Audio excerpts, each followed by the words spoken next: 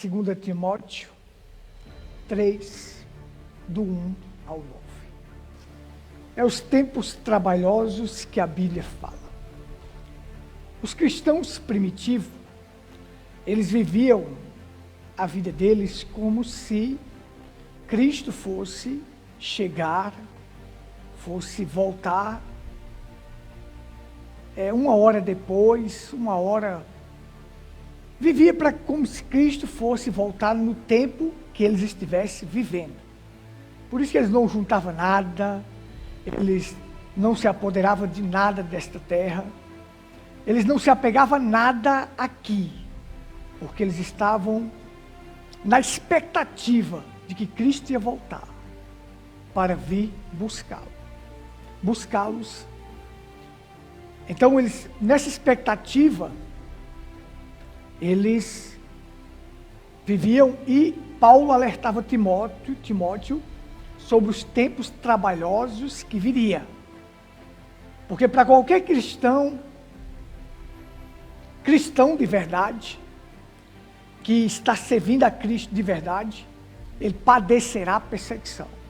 E o profeta disse assim: se o diabo não estiver atrás de você, tem alguma coisa errada com você, então ele te pegou. Enquanto o diabo estiver atrás de você, é sinal que você está caminhando bem. E todos que estão caminhando com Cristo, vivendo piamente em Cristo, eles padecerão perseguições. Não tem mar de rosas, não é piquenique, é vida complicada, difícil, porque é a salvação da nossa alma. E a coisa mais importante é a alma. Então a caminhada do cristão é assim. Os evangelhos de Cristo, Mateus, Marcos, Lucas e João, ensina eles sobre o Calvário, sobre a redenção, sobre a morte de Cristo, sobre salvação. Como é que ele é salvo? Aceitando o que Cristo fez lá no Calvário. Quando ele levou os nossos pecados, as nossas dores, as nossas enfermidades e as nossas transgressões. Lá no Calvário foi onde Cristo nos salvou. Nós aceitamos o que ele fez lá. Essa loucura de dizer que o sangue não salva é a maior loucura que eu já vi na face da terra. Então, ali é a salvação, é a redenção, é a compra, é o pagamento da dívida. Depois disso que você aceita isto, você é batizado, e agora você caminha para o livro de Atos para receber o Espírito Santo. Então aqui está os 4 evangelhos. Depois dos 4 evangelhos tem o livro de Atos. Os 4 evangelhos te ensinam a redenção, salvação, como você é perdoado. O livro de Atos te ensina a receber o Espírito Santo, para você ser selado no reino de Deus.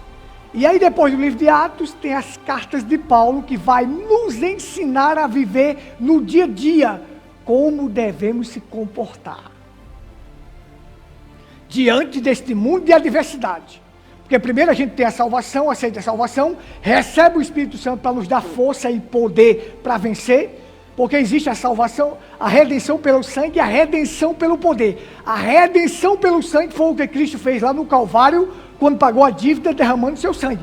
A redenção pelo poder é o Espírito Santo em sua vida para te dar poder para vencer. Ele te dá poder para vencer o pecado, para vencer a carne, para vencer o diabo e para vencer o mundo. Para vencer esses tempos trabalhosos que estão aí, quem nos dá poder é o Espírito Santo. Então a redenção, ele é a redenção pelo poder. É o que nos dá poder para vencer. Porque se não fosse o Espírito Santo, mesmo a gente aceitando o Calvário, se não fosse o Espírito Santo em nossa vida, nós já teríamos caído de volta. Mas é o Espírito Santo que nos dá poder para poder vencer. E ele nos dando poder, nós vamos aplicar o que as cartas de Paulo ensinou para a conduta de um cristão. Então Paulo vai alertar Timóteo. Vai vir tempos trabalhosos. Mas isso ele já estava falando para os últimos dias que viria. Mesmo falando aqui, como fosse como uma profecia para os últimos dias. O William diz, isto aqui é para os últimos dias, os dias que antecedem a vinda de Cristo. É o que nós estamos vivendo agora.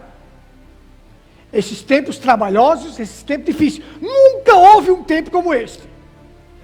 De proliferação da maldade, de tanta coisa ruim espalhada pelo mundo, a moral se acabou, a sujeira está aí. Nunca houve tempos tão difíceis como este. De todos os lados. Então o apóstolo Paulo diz, olha, é tempos perigosos. Aqui ele usou trabalhosos.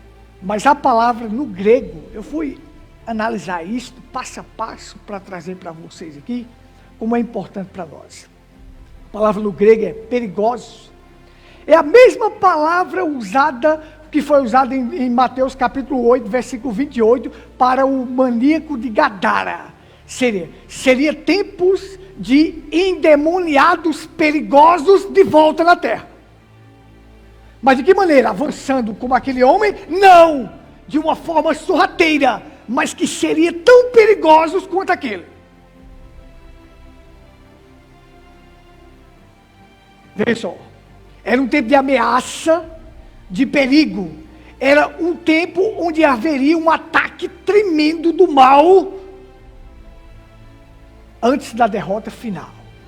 Porque assim, antes da derrota final de Satanás, de culminar, para que cumpra-se o que Apocalipse diz, acabou os reinos do mundo, agora é do nosso Deus. Antes que isso aconteça, o mal vai se alastrar. Mas vai chegar um dia que a Bíblia diz, os reinos do mundo se tornou do nosso Deus. Mas ainda não é. O mundo jaz no maligno, mas vai chegar um dia que todos esses reinos vai ser do nosso Deus. E ele vai dominar e governar 1000 anos de paz na terra com os seus. Aí não haverá morte, não haverá pecado, não haverá sujeira, imundícia, nada disto. Mas para poder chegar nisso, o mal ele tem que chegar a culminar-se, a chegar a tão alto, para que haja o confronto final, a colisão final. Do bem vem para tomar todo o mal, e os reinos do mundo será do nosso Deus. Então, este é o tempo do reflorescimento do mal. Reflorescimento do mal. Onde todos os fundamentos da moral seriam sacudidos. E nós estamos vendo. Esses são os tempos trabalhosos que ele estava dizendo. Olha, os fundamentos que existem de moral está sendo sacudido, está sendo acabado, está sendo destruído. Tempos difíceis. Estava falando para mim ali, fora. Tempos difíceis. Tempos trabalhosos. Que você vê coisa como se a coisa fosse normal. Diga se em outro tempo acontecia um negócio desse. Jamais. Mas hoje acontece como se fosse normal. Porque nos tempos trabalhosos que ele estava dizendo para nós que iria. Os filhos deixariam a inocência e deixariam os princípios verdadeiros. Porque hoje, antigamente as crianças eram inocentes, mas hoje as crianças são mais inocentes. Sabe tudo, sabe isso, sabe aquilo. A inocência acabaria no mundo. Era tempos trabalhosos de todos os lados. A honra se tornaria em vergonha, a força se tornaria em desprezo. Seria um tempo que seria destruído a integridade, a retidão e a honestidade. Esse é o tempo que a beleza se tornaria em feiura.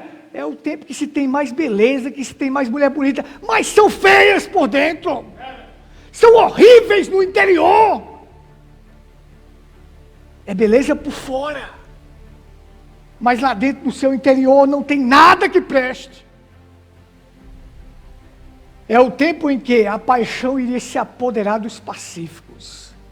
Pessoas pacíficas iriam se enredar por paixões de alguma coisa. Seria um tempo que a inveja iria surgir no coração daqueles que não pensavam nada de si mesmo, mas se encheria de inveja. Então esse é o tempo trabalhoso que nós estamos vivendo.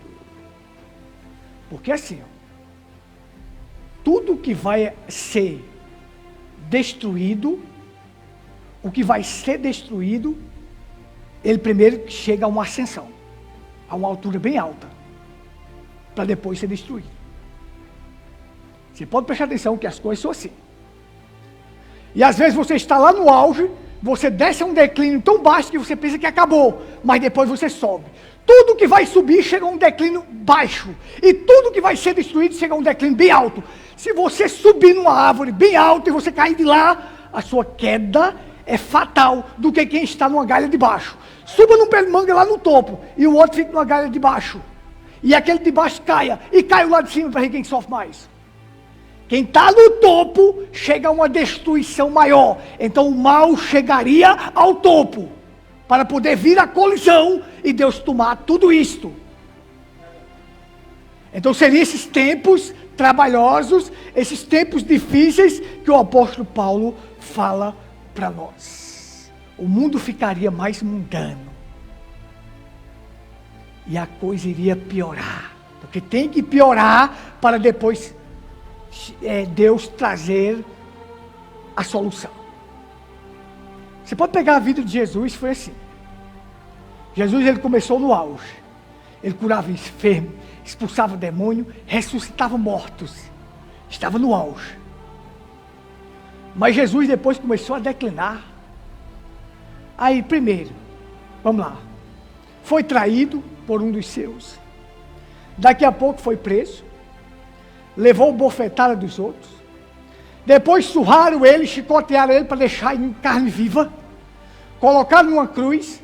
Depois da cruz foi para onde? Para sepultura. A parte mais baixa que um ser humano pode chegar é na sepultura.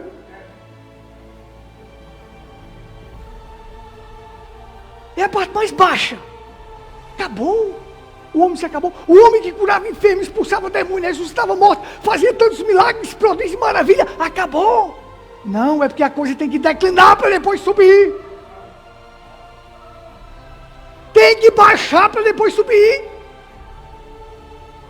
Ah, mas vai chegar a hora dele subir. E além do mais, Jesus não foi só a sepultura, não. Desceu ao inferno. As regiões inferiores da terra, lá embaixo, para pregar para as almas em prisão. Não ficou só aqui embaixo, debaixo da terra, não. No túmulo, não. Teve que descer mais lá embaixo. Mas depois, quando ele começa a subir, meu amigo, aí não é brincadeira. Sai de lá, sobe, pega aquele corpo dele ali no túmulo, ressuscita. Depois já está de pé aqui, aparecendo para os seus apóstolos. Daqui a pouco ele é assunto ao céu. E onde é que ele está hoje? Acima de todos, nas alturas, no trono. Que a coisa tem que declinar para depois subir. E a coisa tem que subir para depois declinar. Então o mal ele tem que subir, para depois declinar de uma vez. E Deus vai acabar com o mal. Os reinos do mundo se tornaram do nosso Deus. É assim. Constatado já assim, que uma pessoa... Por que uma pessoa que está doente no estado terminal? Uma pessoa está doente no estado terminal e ele tem uma melhora. Diz que toda pessoa que está no estado terminal, que vai morrer, ele tem uma melhora. Por quê? Meu pai aconteceu isso com ele. Teve um momento que ele teve uma melhora que a gente pensava que ele ia ficar bom. Mas as pessoas têm uma melhora porque diz que já descobriram que é como se tivesse uma única chance, a última oportunidade para acertar a sua vida, mesmo no leito de morte. Mas não acerta. Muitos não acertam. Mas chega um momento que diz assim, está mal. Aí diz, começou a melhorar. Aí depois, declina de novo para morrer. Porque aquilo foi constatado que é como se ele tivesse mais uma chance, Deus dando uma chance para ele acertar a sua vida, mesmo diante do leito de morte. Mas tem pessoas que não acertam. Não acertam. Então, isso aí diz assim, nós temos uns tempos trabalhosos. Mas vai chegar a colisão final. Nós temos um tempo de música profanas, de sujeira, de vídeos imundos. Você foi pesquisar a plataforma do YouTube, é assim, é uma plataforma de entretenimento e curiosidade. O YouTube lida com propagandas. Olha só como é que é a coisa hoje. Lida com propagandas.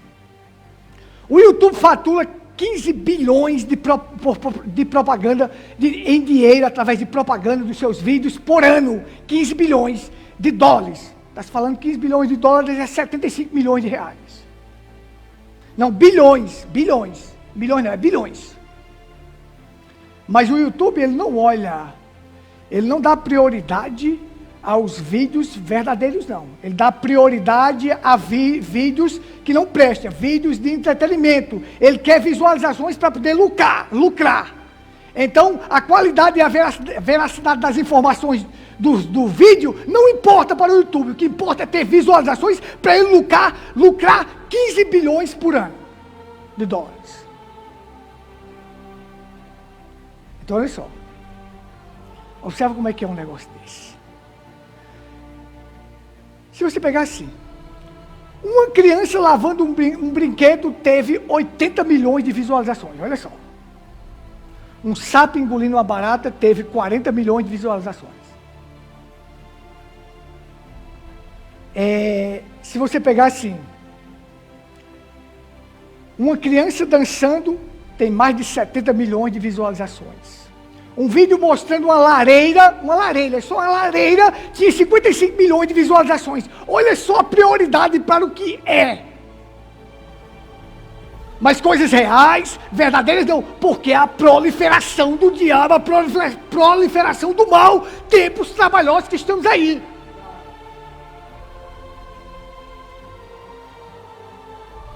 Tudo é para o mal, gente.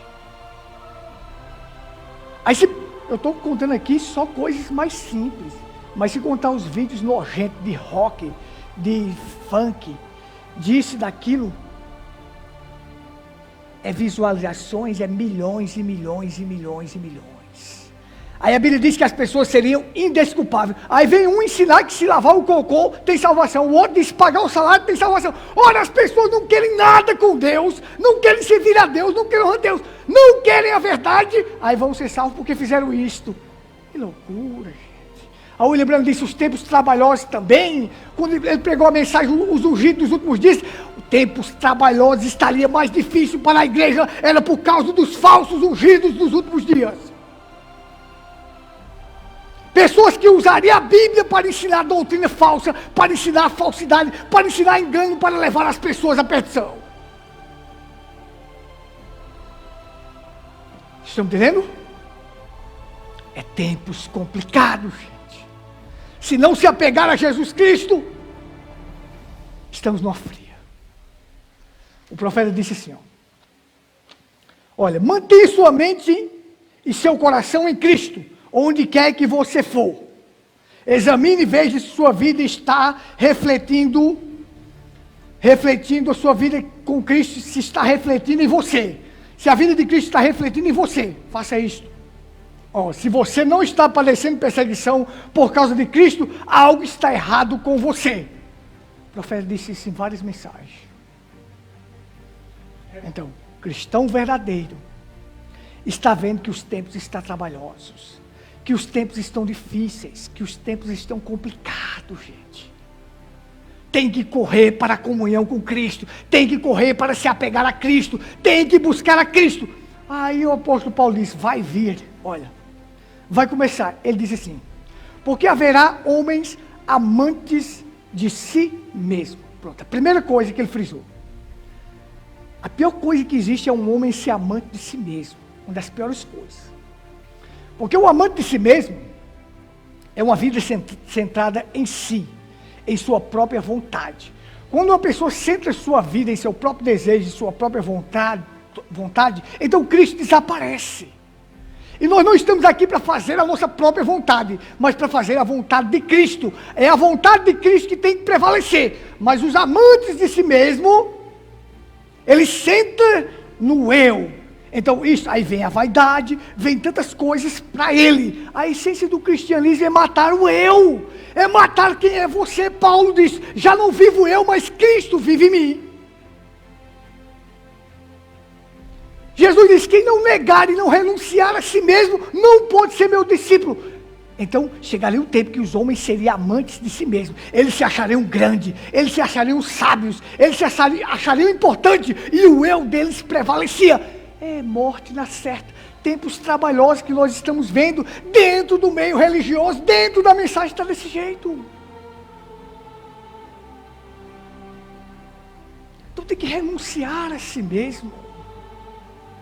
Então os homens seriam amantes de si mesmo.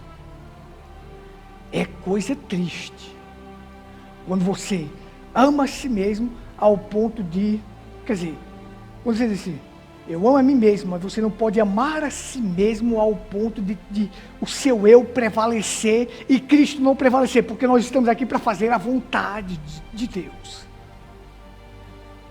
Aí quando não seria amante de si mesmo, a segunda característica que o apóstolo Paulo dá é avarento. Então seria amantes, amaria o dinheiro.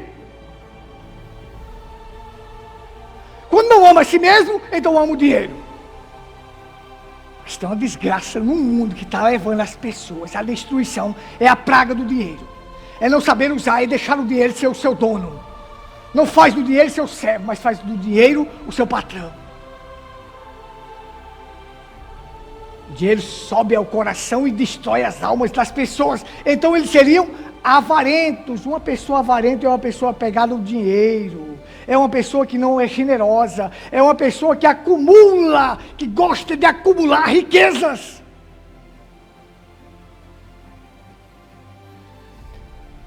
No meio dos apóstolos de Cristo jamais poderia haver um negócio desse, gente.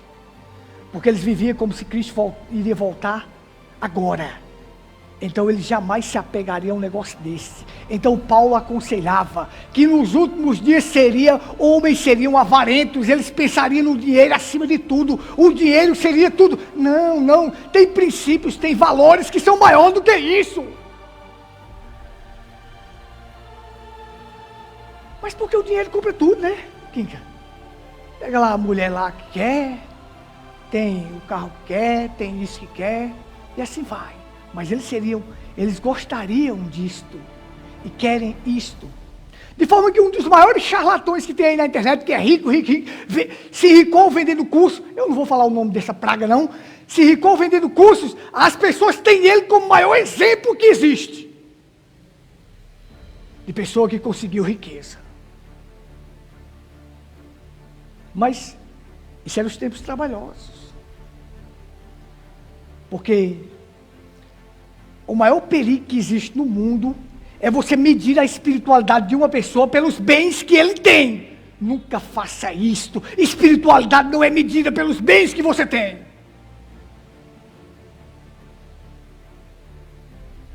Os 3 maiores homens que houve na terra eram pobres. Primeiro Cristo, o próprio Deus andando em carne humana. Era pobre, não tinha de reclinar sua cabeça. Agora está saindo um ensinamento pela internet dizendo que Cristo não era pobre, porque eles trabalham para desfazer as Escrituras. A Bíblia está dizendo, o Filho do Homem não tem de reclinar sua cabeça. Ora, quem não tem de reclinar a cabeça não tem travesseiro, velho. Nenhum travesseiro. Mas aí o cara está dizendo que não, que ele era filho de um carpinteiro e a carpintaria naquele tempo gerava muito dinheiro. Então provavelmente Jesus era rico porque ele era filho de um carpinteiro. Sim, e o outro disse que ele tinha uma baita casão na praia. De onde tirou isto? Das Escrituras? Não, mas eram os tempos trabalhosos de homens ensinando mentira para o povo. E as pessoas cairiam nessas lorotas. Mas fique certo que quem vai ensinar a verdade, gente, vai ser perseguido, vai ser ressachado, vai ser tratado como obsoleto, isso e aquilo. Mas verdade é verdade. Se ninguém estiver praticando, continua sendo. Mentira é mentira. Ainda que todos estejam praticando, não deixará de ser mentira. Ou que ninguém esteja praticando, ela continua sendo mentira. Então, não vai mudar. Não vai. É como 2 mais 2 é 4, não vai mudar. Mesmo que a população toda diga que é 5, mas não vai mudar, continua sendo 4. Então a gente deve ficar centrado nas Escrituras. É mais fácil um homem perder sua alma pela prosperidade do que pela adversidade. Isto é certo, essa máxima é corretíssima. É mais fácil um homem perder sua alma pela prosperidade do que pela adversidade. A adversidade pode fazer ele dar a volta por cima e crescer mais, mas a prosperidade não. A prosperidade ele se acha que está tão grande que ele se esquece de Deus. Mas aí agora está assim. A espiritualidade dos homens está sendo medida pelo que ele tem, pelo que ele adquiriu. Eu vi um dizendo assim: você não tem porque você não tem fé. Eu tenho fé, por isso que eu adquiri. Ora, para medir a espiritualidade dele, porque ele tem daquele tanto de coisa, porque ele tinha fé. E o outro não tinha. Ou ele conseguiu aquele tanto de coisa extorquindo o povo, que a gente sabe que foi. Pegando o dinheiro do povo, para poder adquirir tudo isto. Fazendo lavagem cerebral na cabeça das pessoas, para poder adquirir tudo isto. Tempos trabalhosos. Vamos lá? Não vai dar tempo eu terminar tudo isso aqui não, mas vamos lá. Louvado seja Deus. Então, os homens seriam, aí ele prossegue.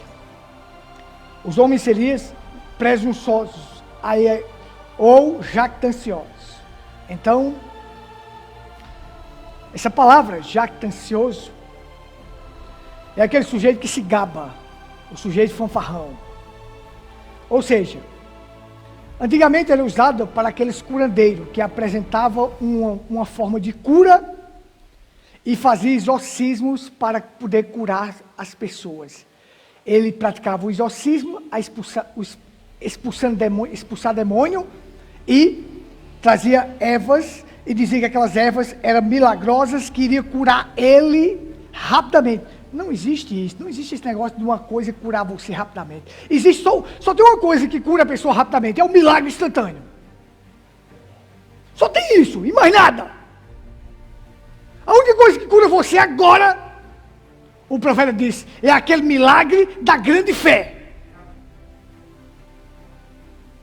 Como aconteceu com a mulher do fluxo de sangue, tocou, foi curada. Pronto, grande é a tua fé. Aí esse milagre da grande fé produz um milagre na pessoa. É curada instantaneamente, mas nada vai acontecer para isso. Agora o que tem sujeito fanfarrão, oferecendo às pessoas cura, milagres, prodígios, tudo isso, está cheio.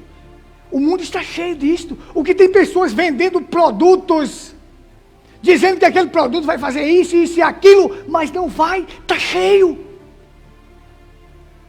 Mas estaria cheio desses jactanciosos, desses curandeiros, desses milagreiros, porque a palavra lá era usada para isso, para aqueles que traziam algo para curar instantaneamente, quando na verdade eles seriam um fanfarrão. O que eles estavam falando, eles não viviam na prática.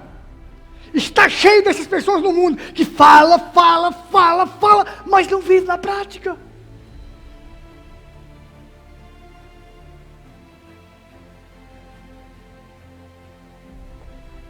Você me entende? Louvado seja Deus. O que eu posso falar contra a riqueza se eu sou milionário de dinheiro dos dízimos? Ora, isso é um fanfarrão. Então seria o jactancioso, que disse jactanciar, dizer que tinha e oferecer para o povo, quando na verdade ele não pode dar aquilo. Era o sujeito fanfarrão. Vou seguir aqui, para terminar pelo menos esse aqui. Aí diz, os homens seriam soberbos. Ixi, essa daqui é a qualidade mais triste que existe no ser humano. É o topo dos males. Foi isso que levou Lucifer à sua queda. Porque aquele era um anjo criado por Deus sem pecado, formoso, admirado por todos, mas contemplou orgulho, soberba no seu coração e queria ser maior do que Deus, e aí foi a queda dele, ele foi atirado para a terra, como agora, como um anjo caído, como um Satanás, como um demônio. A Bíblia diz assim, Deus resiste os soberbos e dá graça aos humildes. Toda pessoa que é soberbo, ele tem uma resistência contra ele. Mas se ter a resistência de Deus contra você, é a coisa mais triste do mundo. Por isso que chegar ao topo dos males, é uma pessoa ser soberba.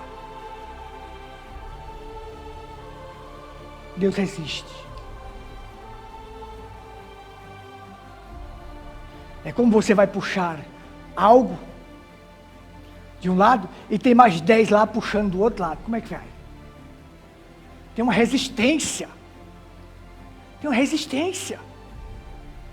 Deus resiste o soberbo, mas com o humilde ele dá graça. A graça anda junto com o humilde.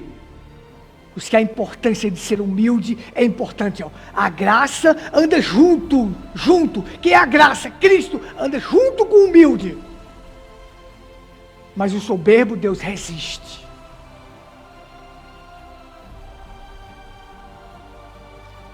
Então é o topo. Tiago 4,6 diz isso aí. 1 Pedro 5,5 e Provérbios 3,24 eu não vou ler para ganhar tempo. Mas diz que Deus resiste ao soberbo.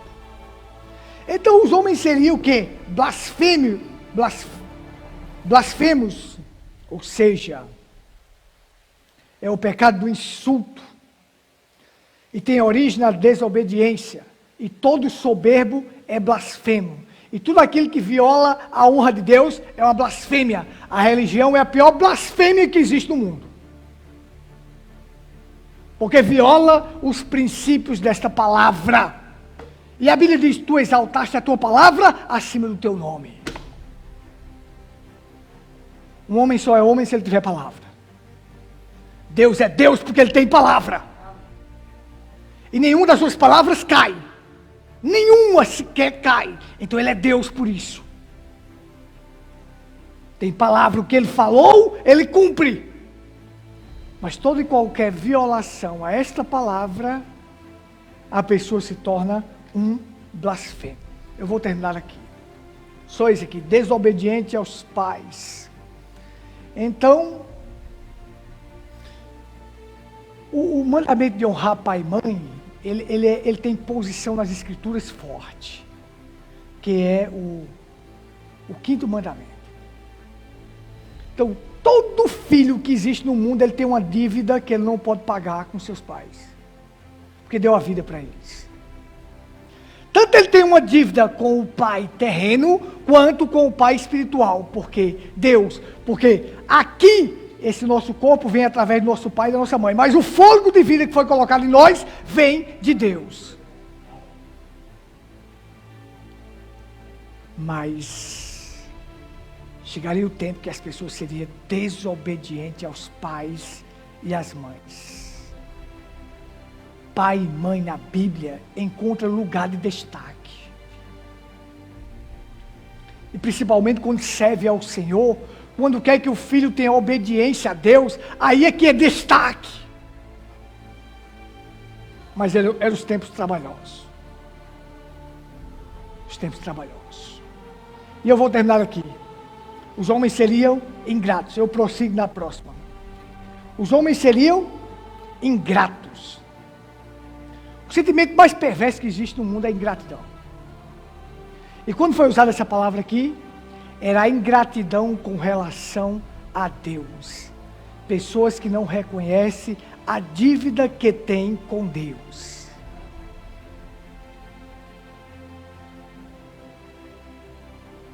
Uma pessoa ingrata, ele não reconhece o que os outros fez por ele. Ele não reconhece a dívida que tem com aquela pessoa. Agora, quando usa aqui essa palavra, é com relação a Deus. Ele não reconhece a dívida que ele tem com Deus. Então, um homem só é honrado quando ele paga suas dívidas. É ou não é? Se ele não pagar a sua dívida, ele não tem honra.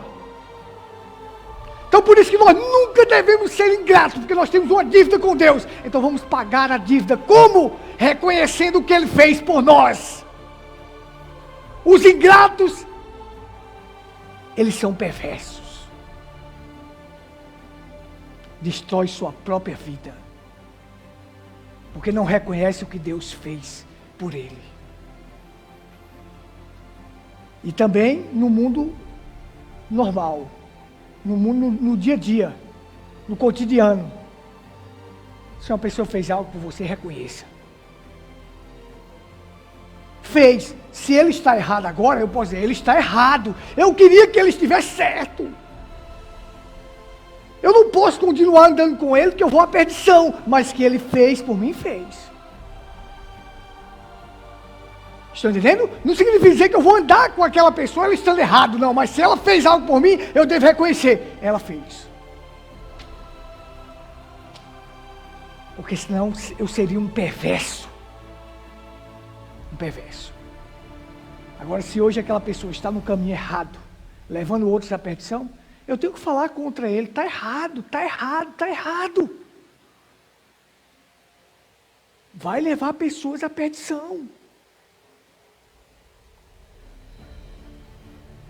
Então é isso. Eu continuo na próxima. Já estou com 40 minutos. Na próxima, nós continuaremos. Mas é assim, a gente está vendo nesse mundo. É porque a gente mora ainda numa cidade pequena. E é cidade grande. Então, mas vai acontecer mais. O que a gente tem que correr é para Deus, clamar a Ele e pedir: Deus, proteja a nossa vida, proteja a nossa família, proteja o nosso lar. Ensinamos uma coisa e o mundo ensina outra.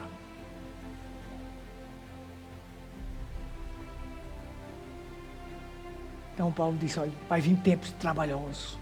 E hoje nós estamos vendo a dificuldade que é hoje. Viver o cristianismo, a dificuldade que é. Criar uma família, a dificuldade que é. É tempo difícil em todos os aspectos. Em tudo. Mas vamos continuar. Vamos em frente. Deus é quem vai nos proteger.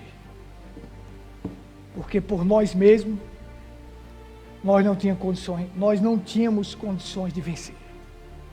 Mas Deus é quem nos dá a vitória. Vamos ficar de pé? Pai, Tua palavra traz vida. Estamos vivendo esses tempos difíceis. Pedimos a Tua ajuda, Senhor. Pedimos a Tua força. Pedimos a Tua proteção, a Tua misericórdia, a Tua compaixão.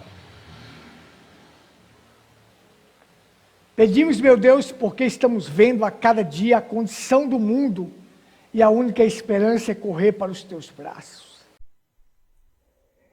Esta e outras mensagens estão na internet. Acesse ao Google e digite Tabernáculo em Pedra Branca, Paraíba.